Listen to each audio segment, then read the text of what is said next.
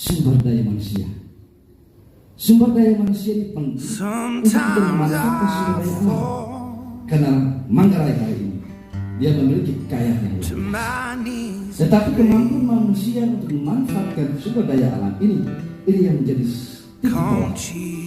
titik berpikir berapa pertumbuhan sumber daya manusia yang ada di ini. Kalau kita berbicara tentang sumber daya manusia, maka dia tidak terlepas dari bagaimana kita melihat tingkat pendidikan Kabupaten Manggarai hari ini. Kalau kita berbicara tentang tingkat pendidikan, maka ada beberapa indikator yang menjadi acuan. Yang pertama, angka melek huruf kita. Angka melek huruf kita di posisi 98%. Itu rata-rata rakyat Manggarai sudah bisa membaca. Tetapi yang paling penting, inti dari hasil bacaan ini pahami atau tidak. 90%, hampir 100% rakyat Manggarai sudah bisa.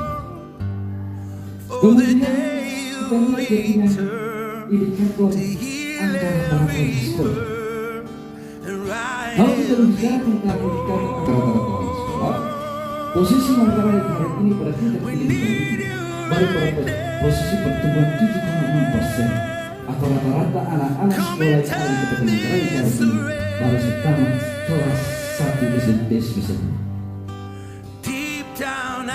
Kemudian indikator yang ketiga, kita lihat angka harapan nama sekolah. Pertumbuhan angka harapan nama sekolah itu baru pada posisi 13,7%. Itu artinya bahwa anak-anak yang kelas 7 ini punya harapan nama sekolah harus setara tamatan SMA paling tinggi di dunia.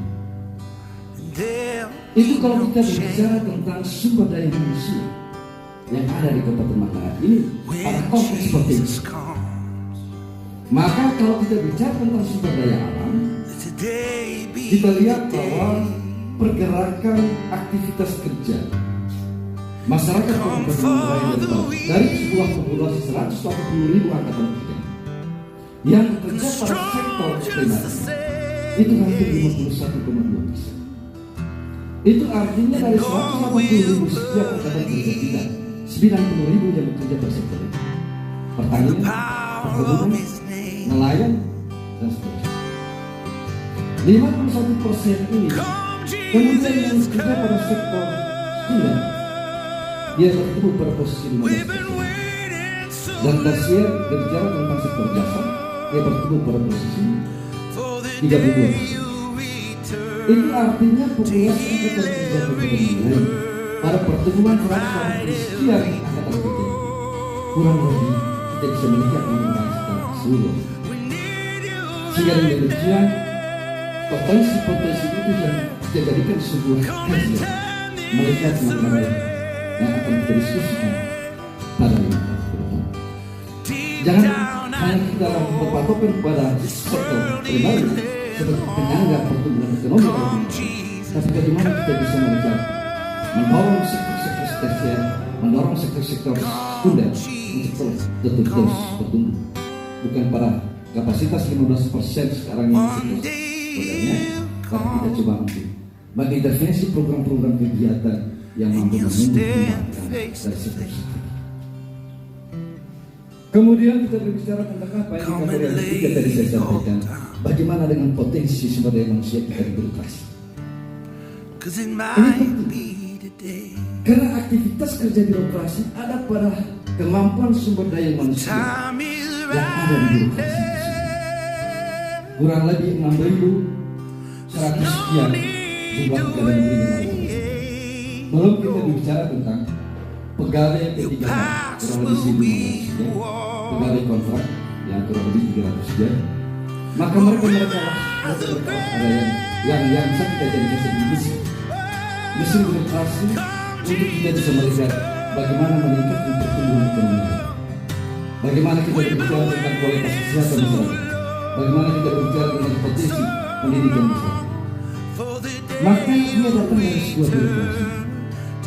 86% rata-rata birokrasi kita sudah tamatkan sarjana.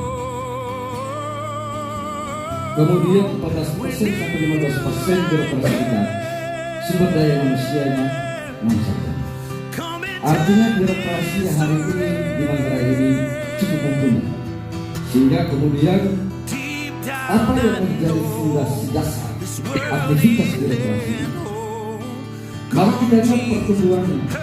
Bagaimana indeks reformasi birokrasi, bagaimana dia punya kepuasan masyarakat terkait dengan pelayanan birokrasi.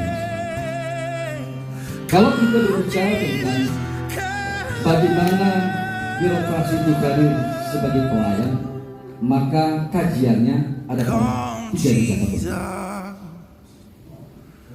3 indikator penting itu adalah kinerja pemerintah daerah itu merupakan satu indeks reformasi birokrasi.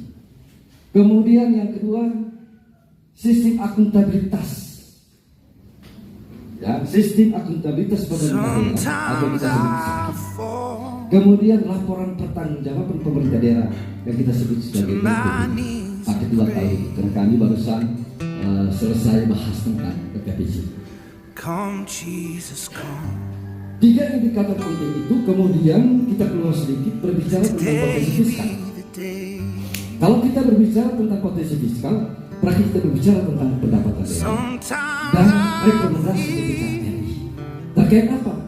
Terkait dengan realisasi pertanggungjawaban keuangan pemerintah daerah.